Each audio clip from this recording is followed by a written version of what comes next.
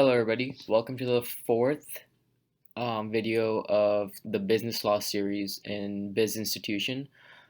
Today, we're going to be talking about types of companies. We're basically going to talk about like how different companies are made, like what different companies are, what are their purposes, how they, make money in today's society.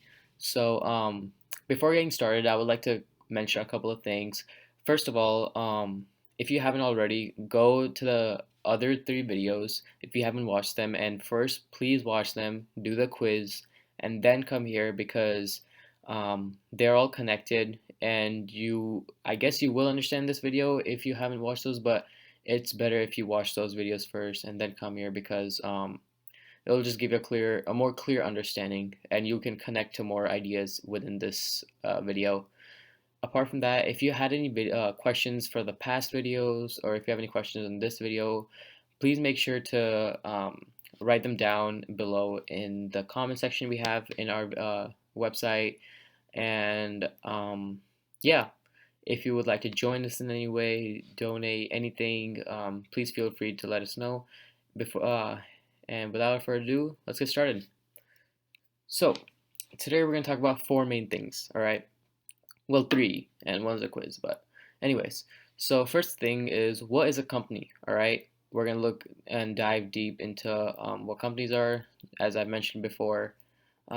Secondly, we're going to talk about what the three main types of companies are. Um, Thirdly, we're going to talk about the doctrine of ultra-virus. Oh, I think that's a typo over there. That's supposed to be spelled ultra VIRES. Sorry about that. And finally, we're gonna take a short quiz, and I'm gonna post the answers later on this week or something like that. So be posted for that. Okay. Yeah, I think that's everything that I need to cover. So let's get started. So what is a company? All right. You might think that you would know what a definition of a company is, but when you really look into it, it's pretty hard to explain what a company is. So I'll do it right now for you guys. So a company is a legal entity formed by a group of individuals to engage in and operate a business, commercial or industrial enterprise. A company may be organized in various ways for tax and financial liability purposes depending on the corporate law of its jurisdiction. You see that word jurisdiction? That was the whole topic of our last video. So, yeah. Anyways, so to keep this simple, what is a company? A company is a formation of different groups of people who have a similar mindset, have the same goal of, I guess, making money and selling a product or selling some sort of software or anything in that area. Okay, and companies can be of different sorts. For example, Microsoft is a company, Tesla is a company, and so is UNICEF. UNICEF may be known as an organization, but at the end of the day is a company because it has a large entity of groups and it makes profit, but it chooses to donate that profit to other people by selling products. Okay, so that's what a company mainly is.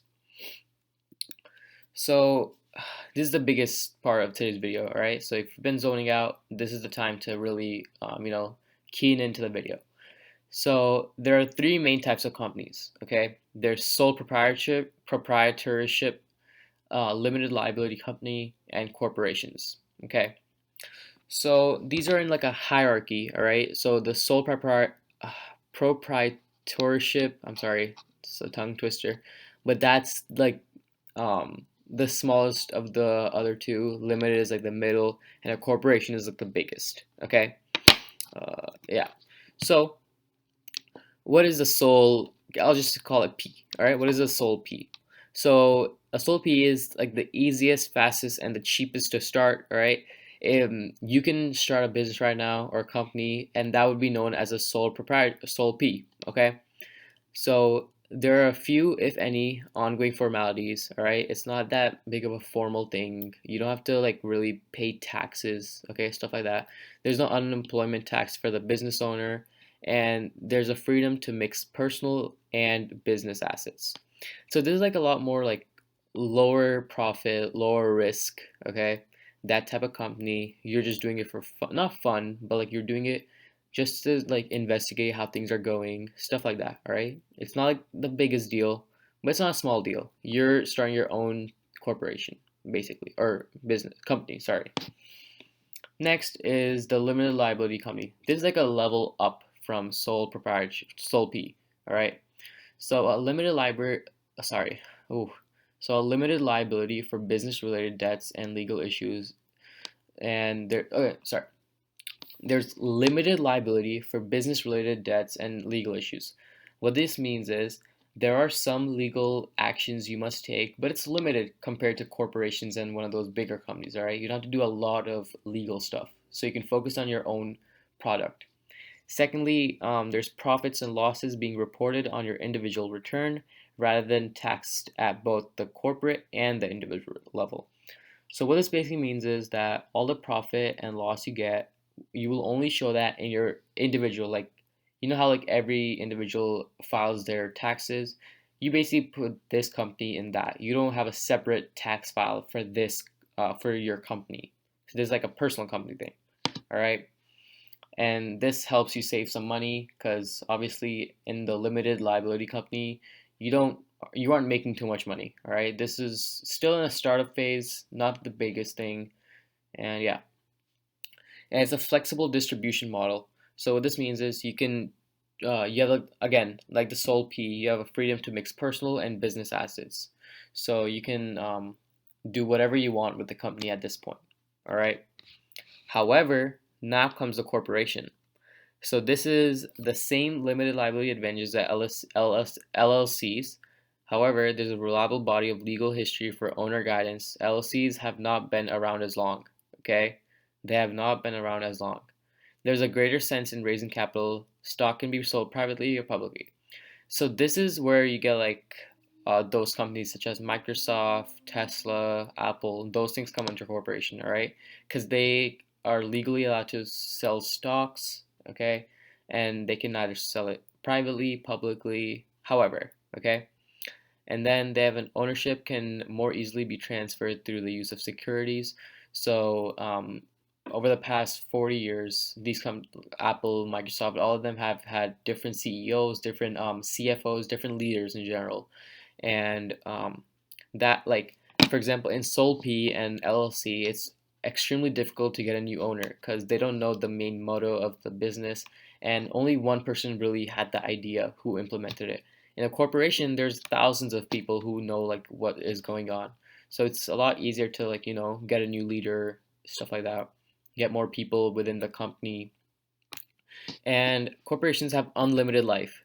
They don't really have unlimited life, but what this means is that corporations do not need to fold with the departure or death of the owner or owners. As I was talking before, just in case something happens to the original owner, the corporation continues to go and move on. However, the sole P and the LLC have a difficult time recovering from that hardship. So yeah, if you have any questions again on this page, I know it was a bit difficult. Please feel free to note that down in our comment section. Okay, there we go. I spelled it right here. So here's a doctrine of ultravirus. Okay, I think it's that. I think that's how it's pronounced. If I'm wrong, please let me know.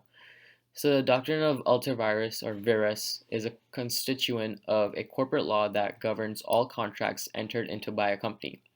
As such, any contract that is beyond the scope of the company's corporate powers is deemed illegal. So what this means is that a company has a set of rules, okay? And this doctrine basically, what do you call it? This doctrine kind of upheld that idea of having certain set of rules, and anything apart from that set of rules will be deemed illegal. And this doctrine also helps save investors from if like something goes wrong in the company or drowns. So it helps save their money and any investment they have done into any sorts of their products. So this doctrine is extremely important for huge companies, just to give them a sense of security and insurance. So that was all of the points that need to be covered in this video. So here's a list of a quiz that you should complete at the end of this video as it is now. So here are the questions. What is a company? What are the three types of companies that we just mentioned? And what is the doctrine of alter vires? So all of the answers to these questions were provided in the video. So if you have any questions, go back, rewatch the video, and yeah, the answers will be posted shortly by the end of this week, next week. And yeah, thank you very much.